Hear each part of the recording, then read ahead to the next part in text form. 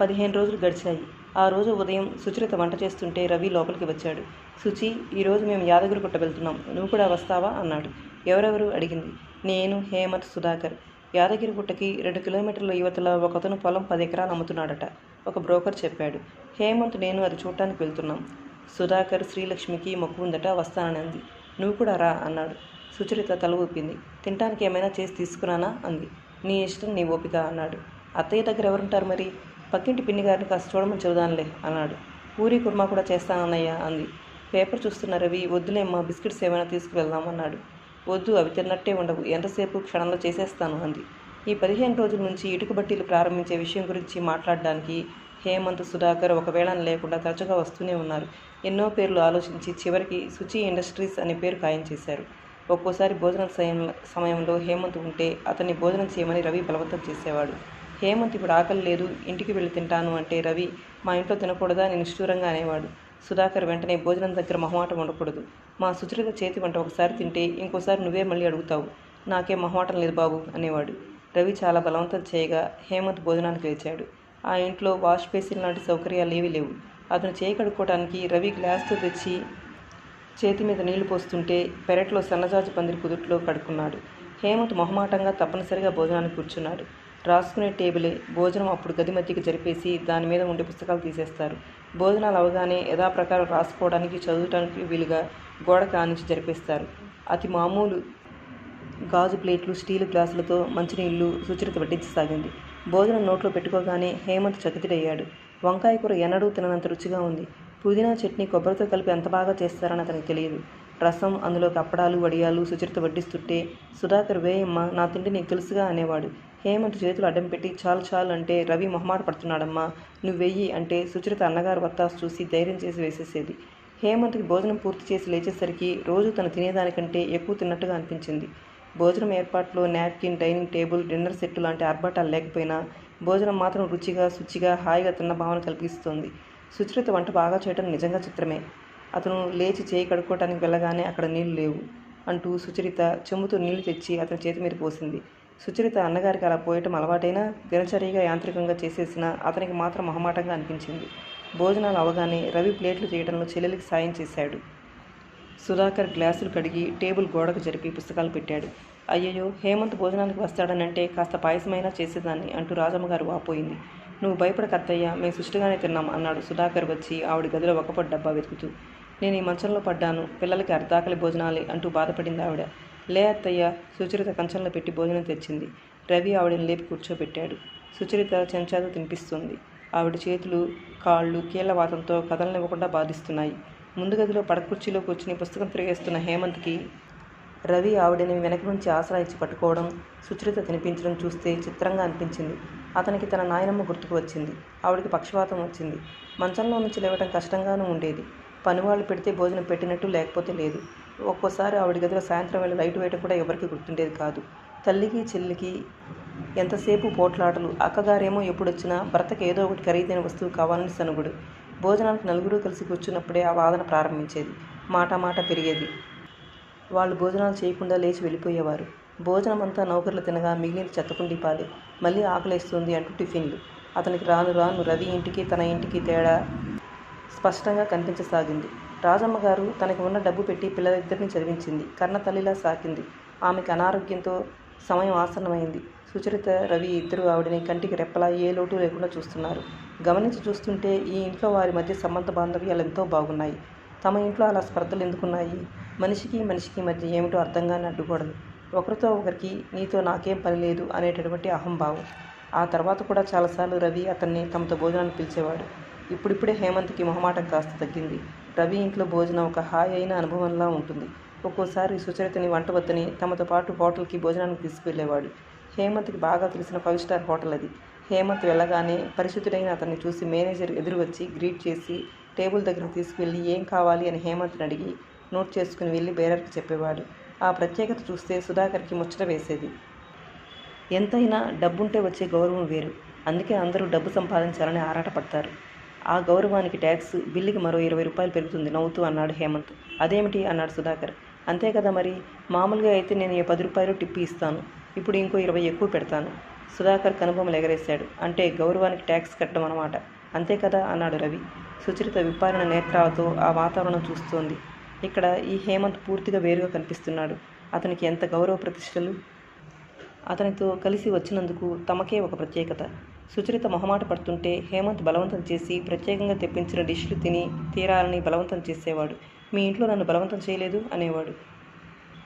ఒక్కొక్కసారి నలుగురు సినిమాకి వెళ్ళిపోయేవారు. ఒక్కొక్కసారి హేమంత్ కారు తెచ్చేవాడు, లేకపోతే మోటార్ సైకిల్. కారుని తల్లి చెల్లెలు తీసుకువెళ్లారని చెప్పేవాడు.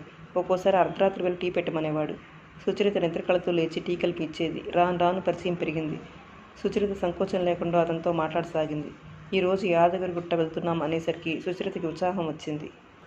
ముందు గదిలో ఉన్న రవి దగ్గరకు వచ్చి, అన్నయ్య మసాలా గారెలు కూడా చేయనా అంది. వద్దమ్మా, ఎక్కువ ఐటమ్స్ తీసుకువెళ్ళడానికి మనం కారులో వెళ్ళడం లేదు.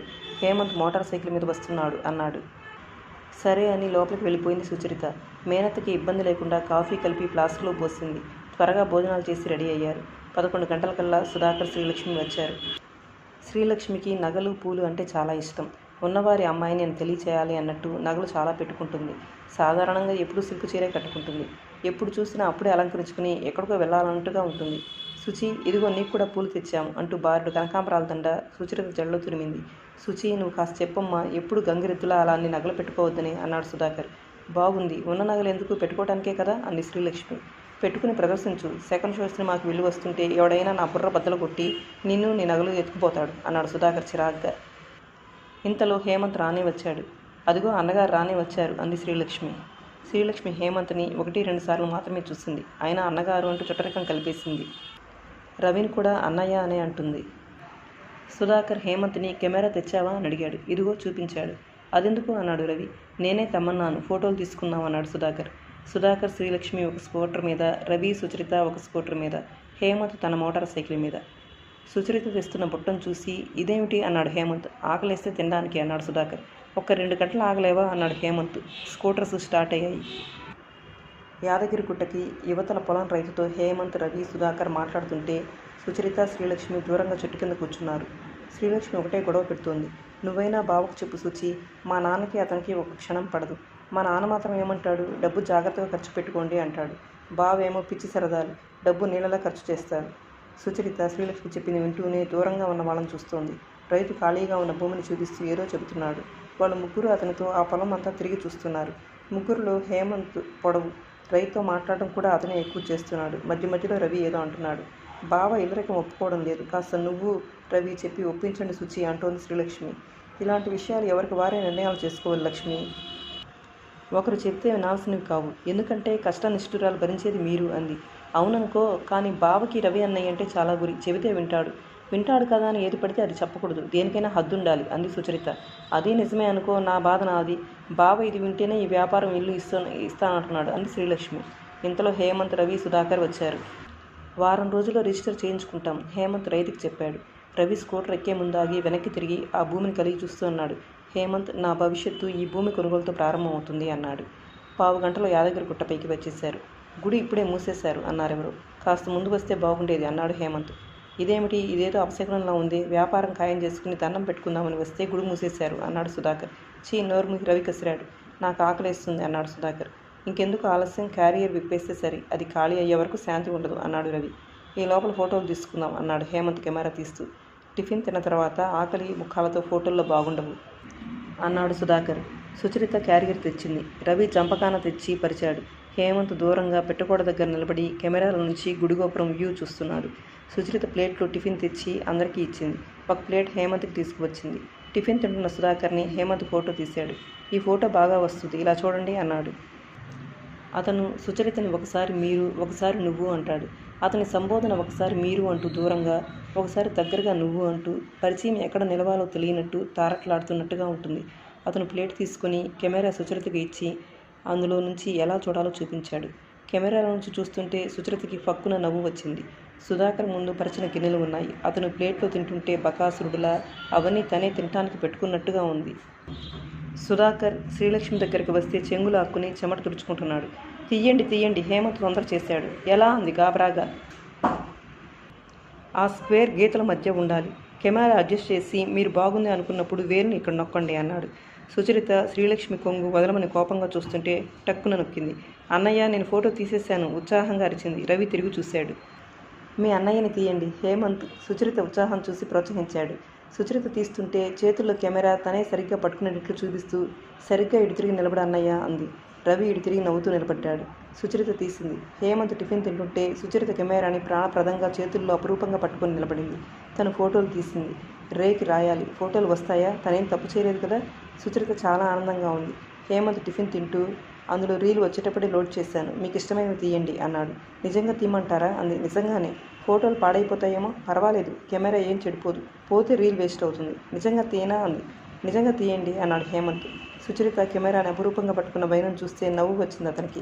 సుచరిత ముఖం ఉత్సాహం ఆనందంతో వెలిగిపోతోంది. కలకలలాడిపోతున్న ఆ ముఖం అతనికి చూడముచ్చటగా ఉంది. సుచరిత 2 అడుగులు వెనక్కి వేసి గుడి గోపురం, గుడి మెట్లు, పిట్టగోడ, చెట్టు మీద ఉన్న కోతిని గబగబా తీసేసింది. హేమంత్ వైపు తిరుగుతూ సందేహంగా భయంగా చాలా తీసేశాను అంది. ఏం పర్వాలేదు, ఇంకా చాలా ఉన్నాయి అన్నాడు అతను. హేమంత్ నన్ను తీయాలి అన్నాడు సుధాకర్. హేమంత్ కెమెరా తీసుకున్నాడు. సుధాకర్ శ్రీలక్ష్మి ఒడిలో తలపెట్టుకుని పడుకున్నాడు. మరోసారి విష్ణుమూర్తిలా పడుకుని శ్రీలక్ష్మిని కాళ్ళ దగ్గర కూర్చోమన్నాడు. శ్రీలక్ష్మి మొదట కూర్చోనని అంది. తర్వాత సుధాకర్కి కోపం వస్తుందని అంగీకరించింది. తర్వాత శ్రీలక్ష్మిని కూర్చోబెట్టి భక్తుడిలా మోకాల మీద వంగి ఒక పువ్వు ఇస్తూ ప్రేమికుడిలా ఫోజు ఇచ్చాడు. హేమంత్ తీస్తుంటే సుచరిత పక్కన నిలబడి పక్కపక్క నవ్వుతోంది. హేమంత్ కెమెరా సుచరితకి ఇచ్చాడు. రవి పిలిస్తే అతని దగ్గరకు వెళ్ళాడు. రవి అతనికి ఏదో చెప్పాడు. హేమంత్ రవి భుజం మీద చేయి వేసి కుడిచేతి వేలుతో దూరంగా ఏదో చూపిస్తూ చెబుతున్నాడు. సుచరిత టక్కున ఆ ఇద్దరిని ఫోటో తీసేసింది.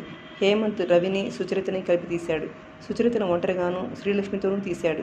సుచరితని తనని రవిని సుధాకర్ని కలిపి తీయమన్నాడు. తప్పుపోతుందేమో అంది భయంగా. ఏం పోదు, కాన్సన్ట్రేషన్తో తీయండి అన్నాడు. సుచరిత ఎంతో జాగ్రత్తగా చూసి తీసింది. వెరీ గుడ్, మా సుచికి ఫోటోగ్రఫీ వచ్చేసింది అన్నాడు రవి. నా పెళ్లిలో నువ్వే ఫోటోగ్రాఫర్వి అన్నాడు సుధాకర్. ఫోటోలు తీయడం అన్నగారు నేర్పారు కదా సుచి, గురుదక్షిణ ఇవ్వాలి అంది శ్రీలక్ష్మి. ఓ తప్పకుండా ఇస్తుంది, సుధాకర్ వాగ్దానం చేసేశాడు.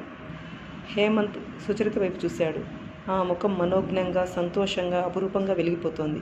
ఒక్క నిమిషం అతను ముగ్ధుడైనట్లు చూశాడు. అతనికి ఆ క్షణంలో కళ్ళెదుట ఎన్ని నగలు తెచ్చినా, ఎన్ని చీరలు బహుమతులు ఇచ్చినా ఎప్పుడు ముఖం చిటపటలాడించే చెల్లెలు వీణ గుర్తుకు వచ్చింది. సాయంత్రం వరకు ఉండి దేవాలయం తలుపులు తెరిచిన తర్వాత పూజ చేయించి ప్రసాదం తీసుకుని బయలుదేరారు. పూజ చేయించకుండా వెళ్తే ఇంకేమైనా ఉందా, శ్రీలక్ష్మి నన్ను చంపేస్తుంది, మొత్తానికి తన మొక్కు తీరింది అన్నాడు సుధాకర్. ఇది తీరినట్టు కాదు, రాగానే దేవుడి దర్శనం అవ్వాలి, మనం ఇంకోసారి రావాలి అంది శ్రీలక్ష్మి. రవి స్కూటర్ స్టార్ట్ చేశాడు. అది వెంటనే స్టార్ట్ అవ్వలేదు. అన్నీ అపశకునాలి సనుక్కుంది శ్రీలక్ష్మి. దీనికి నిన్ననే కాస్త రోగం వచ్చింది, నేనే బాగు చేశాను, ట్రబుల్ ఇవ్వదని అనుకుంటున్నాను అన్నాడు రవి. స్కూటర్ స్టార్ట్ అయింది. అమ్మయ్య పర్వాలేదు, స్టార్టింగ్ ట్రబుల్ అన్నమాట అన్నాడు సుధాకర్ తను స్టార్ట్ చేస్తూ. ముగ్గురు బయలుదేరారు. అప్పటికే చీకటి పడింది. హేమంత్ ముందుకు వచ్చేశాడు.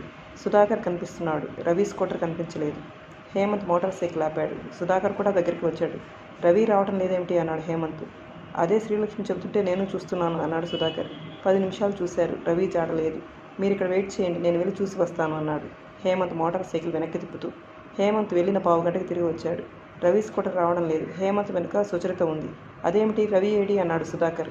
స్కూటర్ స్టార్ట్ అవడం లేదు. కొండ దిగును చూపిస్తే మెకానిక్ ఊరిలోకి వెళ్ళాడట. ఇప్పుడే 1 గంటలో వస్తాడట. అతను వచ్చి బాగు చేసేసరికి ఎంత టైం పడుతుందో, మనల్ని వెళ్ళిపోమన్నాడు అని చెప్పాడు. సుచరిత తను హేమంత్ వెళ్ళనని ఉంటానని అంది. ఎంత రాత్రి అవుతుందో తెలియదు, ఇంటి దగ్గర అత్తయ్య ఒకత్తి ఉంది, వెళ్ళు అన్నాడు రవి. బస్సు ఉందేమో, వెళ్తానులే అంది. నీకేమైనా పిచ్చా, హేమంత్ వెళ్ళమంటుంటే రవి కసిరాడు. అతను అసలే స్కూటర్ చెడిపోయిందని చిరాకులో ఉన్నాడు. సుచరిత మారు మాట్లాడకుండా హేమంత్ మోటార్ సైకిల్ వెనక ఎక్కి కూర్చుంది. డబ్బుందా అన్నాడు హేమంత్. రవి జేబులోంచి తీసి చూసుకున్నాడు. 40 రూపాయలు ఉన్నాయి, చాలు. హేమంత్ జేబులోంచి పర్సు తెరిచి 100 రూపాయల కాగితం ఇచ్చాడు. ఉంచు అన్నాడు. రవి తీసుకున్నాడు. ఆలస్యమైన నువ్వే కంగారు పడుకు, నేను వస్తాను అన్నాడు రవి. నా కోసం చూడకు, భోజనం చేసి నిద్రపోని హెచ్చరించాడు. సుచరిత తల ఊపింది. హేమంత్తో వస్తున్న సుచరితకి అన్నగారు అక్కడ ఏం ఇబ్బంది పడతాడో అని మనసు పీకుతూనే ఉంది. హేమంత్ ముందు వస్తుంటే సుధాకర్ వెనక శ్రీలక్ష్మితో వస్తున్నాడు. హేమంత్ మాటి మాటికి సుధాకర్ వస్తున్నాడు లేదా అని చూస్తూనే ఉన్నాడు. దోవలో అతనేం మాట్లాడలేదు. సుచరిత కూడా పలకరించలేదు. హేమంత్ సుచరితని ఇంటి దగ్గర దింపాడు. థ్యాంక్ యూ అంది. అతను వెళ్ళబోతూ ఆగి, రవి చెప్పాడు గుర్తుంది కదా, భోజనం చేసి నిద్రపోండి అన్నాడు. మీ కెమెరా ఇస్తూ అంది. హేమంత్ తీసుకుని మళ్ళీ సుచరిత చేతికిస్తూ, ఇందులో ఇంకా 4 స్నాప్స్ ఉన్నాయి, మీరు తీసేయండి, తర్వాత రీల్ కడగడానికి ఇస్తాను అన్నాడు. నేనా అంది ఆనందంగా. అవును అని అతను వెళ్ళిపోయాడు.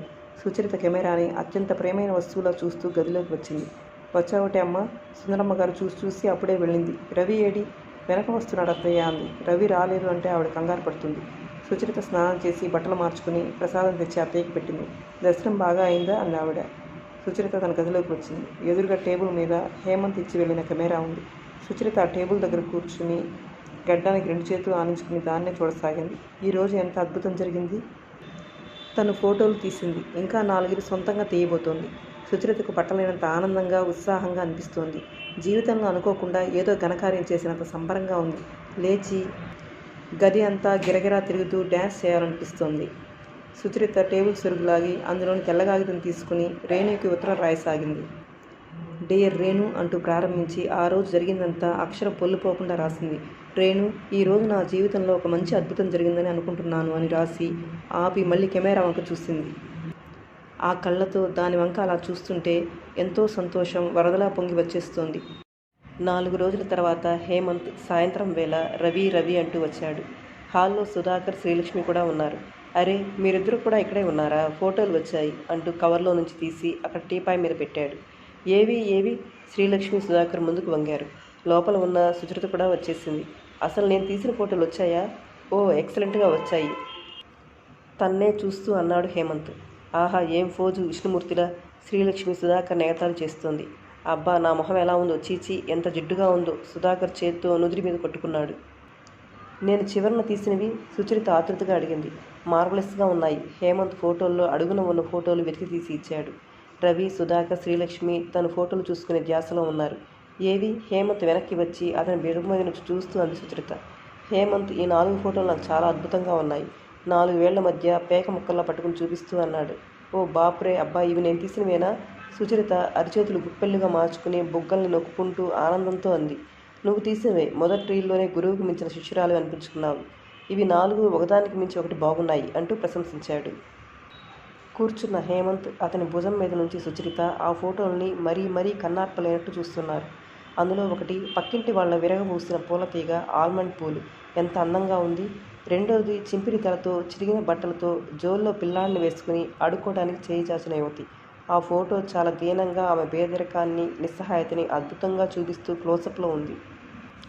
మూడోది వీధిలో తల్లిని ఆనుకుని నిలబడిన మేకపిల్ల. ఆ రెండింటి జత సృష్టిలో మాతృత్వంలో మాధుర్యం చాటి చెబుతున్నట్టుగా ఉంది. నాలుగోది వీధిలో 4 పిల్లలు గోళీలు ఆడుతున్నారు. 4 ఒకచోట చేరి గోళీల గురించి చూస్తున్నారు. 4 వచ్చారు. లైట్ ఎఫెక్ట్ చాలా బాగా వచ్చింది. కొత్త వాళ్ళు తీసినట్టు లేదు అన్నాడు హేమంత్. ఓ, నాకేం తెలియదు. కంటికి నచ్చినవి కెమెరాలో బంధించాలనుకున్నవి తీసేశాను అంది సుచరిత. ఏవి? సుధాకర్, రవి కూడా హేమంత్ చుట్టూ మూగి అతని భుజాల మీద నుంచి వంగి చూశారు. ఏమిటి, మా శుచి తీసిన ఫోటోలు ఇవి? రవి చాలా ఆశ్చర్యపోయాడు. ఈ గొప్పతనం అసలు కెమెరా పట్టుకోవడం నేర్పిన గురువుగారిలో ఉందా, నేర్చుకున్న శిష్యురాల్లో ఉందా అన్నాడు సుధాకర్ ఆశ్చర్యంగా. ఇద్దరిలో ఉంది అంది శ్రీలక్ష్మి. హేమంత్, శుచి తరపు నేను థ్యాంక్స్ చెప్తున్నాను అన్నాడు రవి. అదేం కుదరదు శుచి, గురువుగారికి గురుదక్షిణ ఇచ్చే ఏర్పాటు అర్జెంటుగా ఇవ్వు. రేపు హోటల్ సూర్యాలో లంచ్ సుధాకర్ డిక్లేర్ చేసేశాడు. అలాగే, రేపు ఎలాగూ శుచి బర్త్డే, అందరికీ మా ఇంట్లో లంచ్ అన్నాడు రవి. పుట్టినరోజు నాడు సుచరితకి పనా? మా ఇంటికి రండి అంది శ్రీలక్ష్మి. వద్దులే, చారన్నంతో అర్ధాకలితో రావాలి. రేపు వద్దు. అంతగా అయితే ఇంకోసారి పిలుతురు గాని సుధాకర్ తీసి పారేశాడు. రేపు హోటల్ సూర్యాలో లంచ్, మా చెల్లెల బర్త్డే, రండి రవి అందరిని చూస్తూ అన్నాడు. హేమంత్ వెళ్ళేటప్పుడు ఫోటోలు సుచరితకి ఇస్తూ, మీరు ఫోటోగ్రఫీ డెవలప్ చేసుకోండి, బాగా తీస్తారు అన్నాడు. సుచరిత ముఖంలో మళ్ళీ ఆనందం పొంగులు వారింది. సుచరిత అందరూ వెళ్ళిన తర్వాత ఆ ఫోటోలు మళ్ళీ చూసింది. అందులో హేమంత్ రవి భుజం మీద చేయి వేసి దూరంగా చూపిస్తున్న ఫోటో కూడా బాగా వచ్చింది. సుచరిత అది తీసి పెట్టెలో దాచుకుంది. రేణుకి ఇది పంపించాలి అనుకుంది. మర్నాడు హేమంత్ హోటల్ సూర్యకి వచ్చేసరికి అక్కడ లాన్లో సుచరిత, రవి, సుధాకర్, శ్రీలక్ష్మి ఎదురు చూస్తున్నారు. హేమంత్ ఒక క్షణం ఆగిపోయాడు. ఎవరు? ఈ అమ్మాయి సుచరితే. అతను ఇంతవరకు సుచరితని చీరలో చూడలేదు. చిన్న అంచుతో పింక్ కలర్లో జరీగలున్న వెంకటగిరి జరీ చీర కట్టుకుంది. ఒక జడ వదులుగా వేసుకుని జడ నిండా పూలు పెట్టుకుంది. చెవులకు ముత్యాల జూకాలు పెట్టుకుంది. ఆ పువ్వులు, ఆ చీర ఎంత అందం తెచ్చాయి. Wish you happy birthday wish చేస్తూ జేబులో నుంచి చాక్లెట్ బార్ తీసిచ్చాడు. థ్యాంక్ యూ అంది నవ్వుతూ. హేమంత్ చేతిలో కెమెరా ఉంది. సుధాకర్ చూడగానే, నేను నిన్న చెప్పడం మర్చిపోయానే అనుకుంటున్నాను, ఇక్కడ ఒక ఫోటో కావాలి అన్నాడు. హేమంత్ నవ్వుతూ వాళ్ళ 4 ఫోటో తీశాడు. నేను చెప్పానా, వంగపువ్వు రంగు అయితే చీర మరీ బాగుండేది, నువ్వే గులాబీ రంగు అని చంపాం. శ్రీలక్ష్మి సుధాకర్ని కసిరింది. బాగుంది. బహుమతులు ఇచ్చేటప్పుడు వారికి నచ్చినవి ఇస్తే బాగుంటుంది. సుచరితకి పింక్ కలర్ ఇష్టం. లక్కీగా ఈ చీర కనిపించింది. ఏం శుచి, నీకు నచ్చలేదా అమ్మా అన్నాడు. చాలా బాగుంది అంది సుచరిత. మీకు పింక్ కలర్ ఇష్టమా? ఇంకో యాంగిల్లో సుచరితని ఒకదాన్ని ఫోటో తీస్తూ అన్నాడు హేమంత్. అవును అంది సుచరిత. ఐదుగురు రిజర్వ్డ్ అనే బోర్డు టేబుల్ దగ్గరికి వచ్చారు. భోజనం చేసే ముందు బేరర్ కేక్ తెచ్చి అక్కడ పెట్టాడు. ఇదేమిటి? నేను ఆర్డర్ ఇవ్వలేదే అన్నాడు రవి ఆశ్చర్యంగా. హోటల్ వాళ్ళకి శుచి బర్త్డే అని తెలిసిందేమో పాపం పంపినట్లున్నారు అన్నాడు సుధాకర్. అయితే నీ బర్త్డే కూడా ఇక్కడే చేసుకో. హేమంత్ నవ్వాడు. బేరర్ అతనికి ఏదో చెప్పాడు. బేరర్ వెళ్ళాడు. వెళ్ళి కొవ్వొత్తులు తెచ్చి ఇచ్చాడు. ఎన్ని? 18 19 అడిగాడు హేమంత్ కేక్ మీద వాటిని గుచ్చుతూ. 20 వెళ్ళిపోతుంది అన్నాడు రవి. ఏమిటి నిజంగానా? హేమంత్ తలెత్తి చూశాడు. అవును, నాకంటే 6 ఏళ్ళు చిన్న అన్నాడు రవి.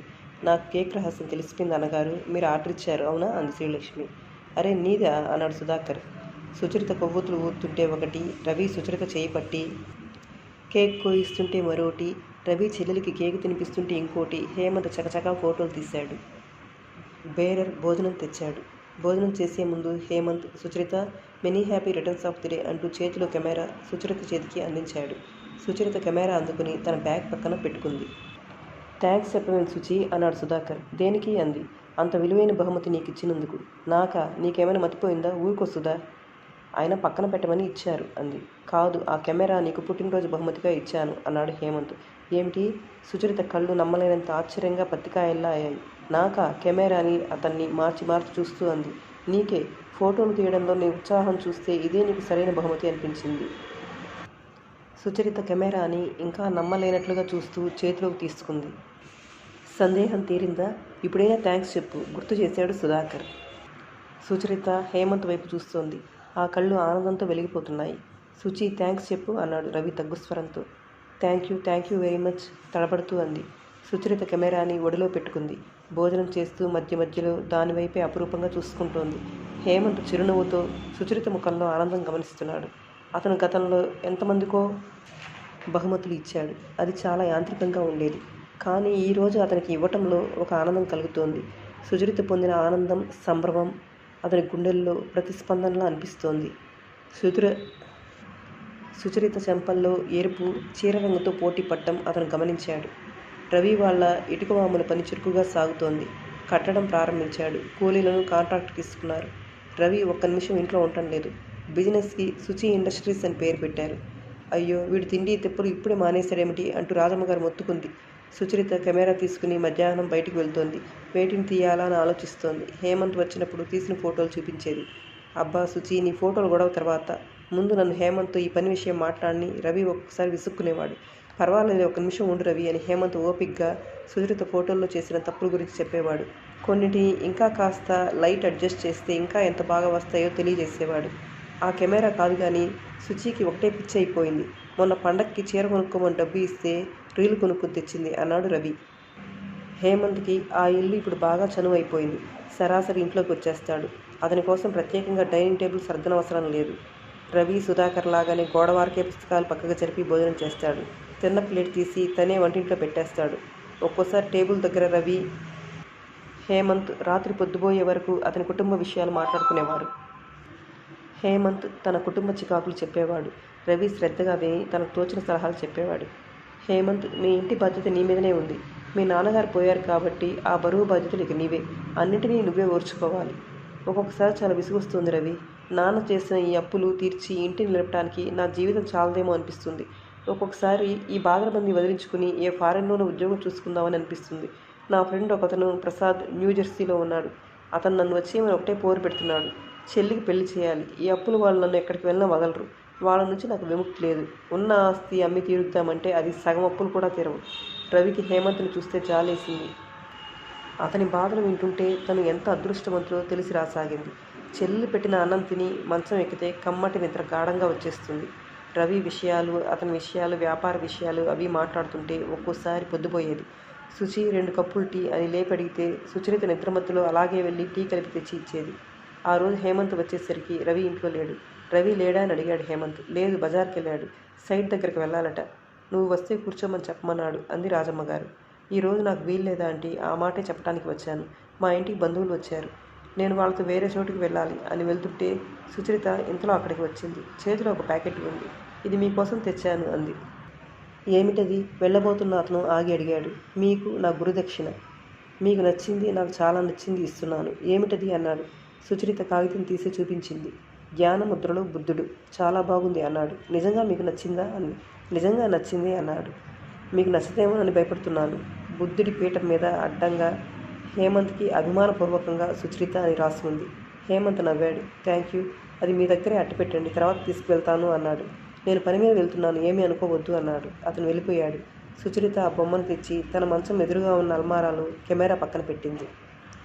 సుచరిత కళ్ళు హేమంత్కి అభిమానపూర్వకంగా సుచరిత అన్న అక్షరాలని ఆత్మీయంగా చూస్తున్నాయి. కాలేజీలు తెరుస్తున్నారు. తను ఇక వెళ్ళిపోవాలి. ఈరోజు పోస్టులో రేణు దగ్గర నుంచి ఉత్తరం వచ్చింది. దాంతోపాటు ఫోటో తిరిగి వచ్చింది. శుచి, ఏమిటి నీ మతిమరుపు? మా అన్నయ్యది హేమంత్కి పంపిస్తామని సుధాకర్ శ్రీలక్ష్మిది పంపావు.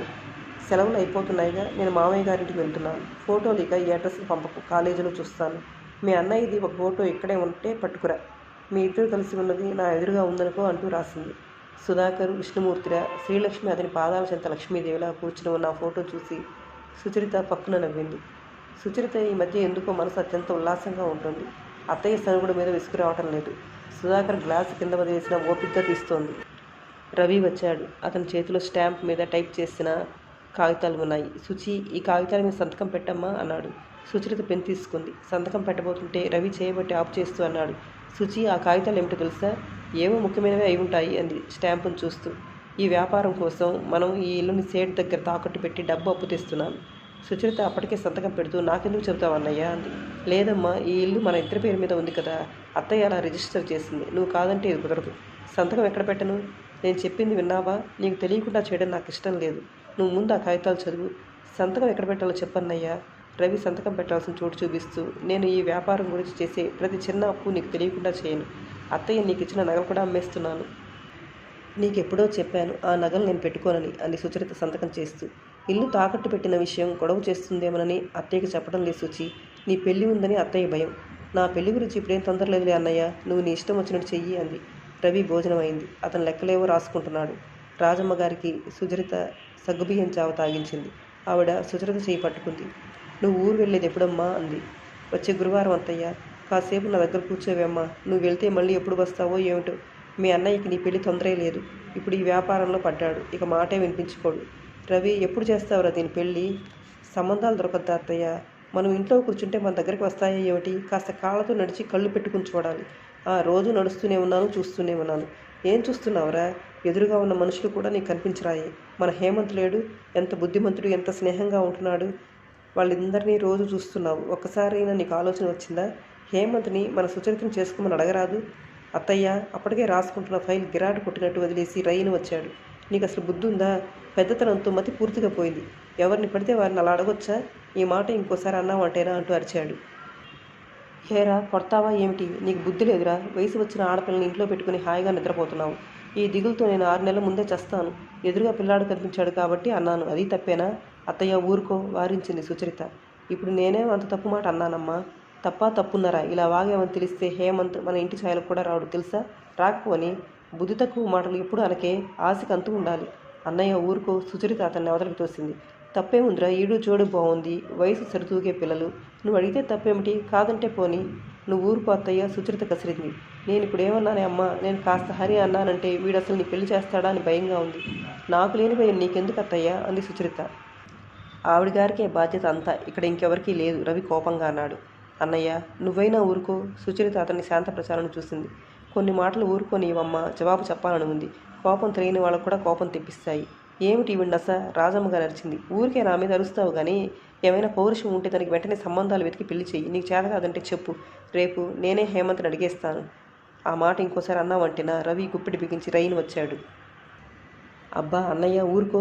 మీ ఇద్దరు కలిసి నాకు పిచ్చెక్కిస్తున్నారు. నేను వెళ్ళిపోతాను. ఈ 2 రోజులు నన్ను హాయిగా ఉండనియండి అంటూ సుచరిత ముందు గదిలోకి వచ్చి లైటు వేసింది. వెంటనే నిశ్చేష్టురాలయ్యింది. అక్కడికి ఎప్పుడు వచ్చాడు? హేమంత్ నిలబడి ఉన్నాడు. అతన్ని చూడగానే సుచరితకి పై ప్రాణం ఎగిరిపోయినట్లయింది. అతని కవళికలు, తమ సంభాషణ విన్నాడని తెలుస్తోంది. లోపల నుంచి రాజమ్మ గారు ఇంకా అరుస్తూనే ఉంది. హేమంత్ని నేను అడిగేది ఖాయం. ఇందులో తప్పే ఉంది నాయన. నీకు డబ్బు ఉండొచ్చు, మీరు పెద్ద కుటుంబం కావచ్చు. మా పిల్ల బుద్ధిమంతురాలు. నువ్వు మా సుచరితను చేసుకుంటే సుఖపడతావు. అత్తయ్య అప్పటికే సిగ్గుతో ముఖం కందిపోయిన సుచరిత అరిచింది. నన్ను మాట్లాడనీయకుండా పడుకో అంటావు అంతేనా అంది ఆవిడ అరుస్తూ. అంతే అన్నాడు రవి. హేమంత్ చాలా తగ్గు స్వరంతో అన్నాడు. సారీ, మీరేదో మాట్లాడుతున్నారు. నేను రవికి డబ్బు ఇచ్చి వెళ్ళడానికి వచ్చాను. వెళ్తున్నాను. అతని జేబులో నుంచి కవర్ తీసి అక్కడ టేబుల్ మీద పెట్టేశాడు. మా అత్తయ్యకి సుస్థితో మతిపోయింది. మీరు ఆ మాటలు పట్టించుకోవద్దు. అన్నయ్య ఉన్నాడు, వస్తాడు అంది. ఎవరమ్మా వచ్చింది? అప్పటికే రవి కేక పెట్టాడు. సుచరిత లోపలికి వచ్చేసింది. రవి ముందు గదిలోకి వెళ్ళాడు. అతన్ని చూడగానే హేమంత్, నువ్వా, ఎప్పుడు వచ్చావు అన్నాడు కంగారుగా. ఇప్పుడే, ఇదిగో డబ్బు అందించాడు. ఇప్పుడే వచ్చావా? రవి తేలిగ్గా ఊపిరి తీసుకున్నాడు. 10 నిమిషాల తర్వాత హేమంత్ వెళ్ళిన తర్వాత రవి డబ్బు తెచ్చి లోపల బీరువా తెరిచి పెడుతూ, కాస్త ముందు వస్తే హేమంత్ మన అరుపులు విని ఈ చుట్టుపక్కల లేకుండా పారిపోయి ఉండేవాడు. మళ్ళీ మన గుమ్మం ఎక్కకపోయినా నేను ఆశ్చర్యపడేవాడిని కాదు అన్నాడు. సుచరిత, అన్నయ్య, హేమంత్ మన మాటలు విన్నాడు అని చెబుదామని నాలుక చివరి వరకు వచ్చింది. పెదాలు తెరిచి మళ్ళీ ఆ మాటలు దిగమింగేసింది. అన్నయ్య, అత్తయ్య మాటలు పట్టించుకోకు అంది సుచరిత. సుచి, నువ్వు నన్ను వేరుగా అర్థం చేసుకోకమ్మా. నువ్వు అరవకపోతే అత్తయ్యని నేనే బుద్ధి లేదా అని తిట్టేదాన్ని. అతను నీకు స్నేహితుడు, అతన్ని మేము గౌరవించాలి. అంతవరకే మా పరిచయం. అది నాకు తెలుసు అన్నయ్య. రవి సంబరంగా, నా బంగారు తల్లి అన్నాడు. రవి నిశ్చింతగా మళ్ళీ లెక్కలను చూసుకోవడంలో మునిగిపోయాడు. సుచరిత మంచం మీద పడుకుంది. నిద్ర రావటం లేదు. కళ్ళు తెరిచి పైకప్పుకేసి చూస్తోంది. హేమంత్కి తను ఎప్పుడైనా సమయం దొరికితే అత్తయ్య మాటలు అపార్థం చేసుకోవద్దని చెప్పాలి. తను ఊరు వెళ్ళిపోతుంది. మళ్ళీ చదువు, కాలేజీ, ఫ్రెండ్స్, అదో లోకం. ఆ లోకంలో ఎంత మునిగిపోయినా ఈ ఇల్లు, అత్తయ్య, అన్నయ్య ఎప్పుడూ జ్ఞాపకం ఉంటారు. తను వెళ్ళిపోతే అన్నయ్య మళ్ళీ సగం రోజులు పస్తులే. సుచరిత నిట్టూర్చింది. ముందు తన సంగతేమో కానీ అన్నయ్య పెళ్లి జరిగేలా చూడాలి. సుచరితకు రేణు గుర్తుకొచ్చింది.